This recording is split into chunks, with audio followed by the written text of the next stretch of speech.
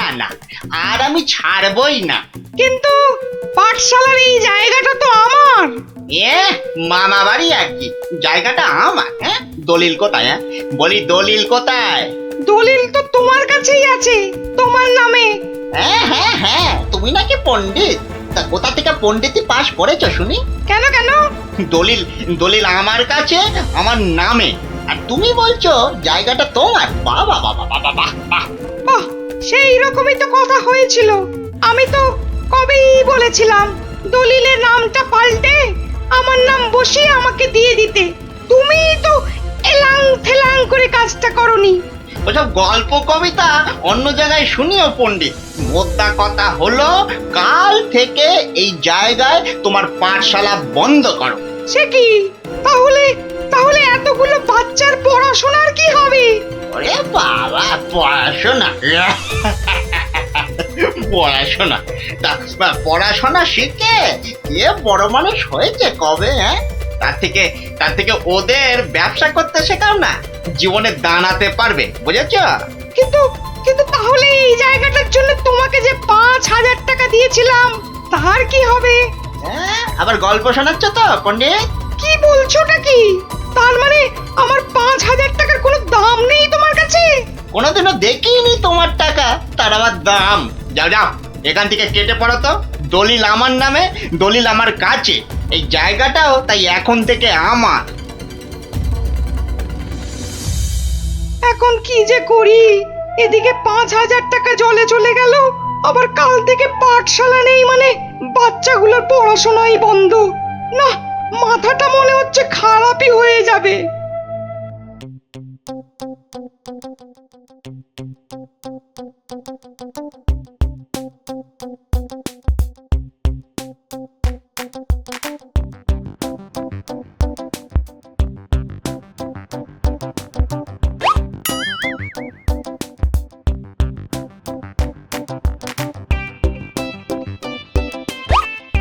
এই কিরে, তোরা এ সময় পাঠশালায় না থেকে এখানে বসে কেন? হ্যাঁ, আমাদের ছুটি দিয়ে দিয়েছে।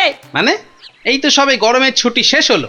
আরে না না না, গরমের নয়, এটা হলো এমনি এমনি ছুটি।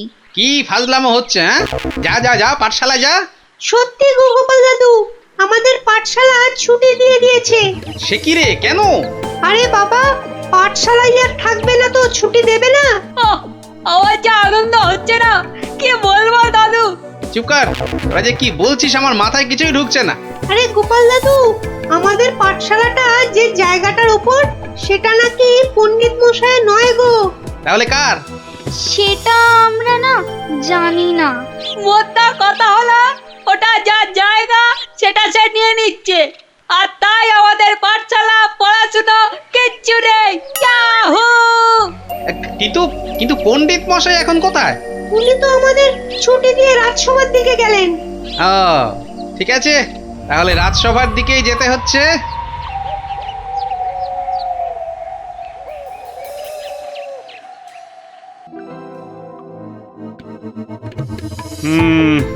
না হে পণ্ডিত, এখানে আমার কিছুই করার নেই। কিন্তু মহারাজ, আপনি আমার কথা বিশ্বাস করুন, আমি দোকানি দনাদন দামকে 5,000 টাকা দিয়েছিলাম জমিটার জন্যে। তুমি যে মিথ্যে বলছো না সেটা আমি জানি, কিন্তু তাহলে আবার কিসের কিন্তু মহারাজ?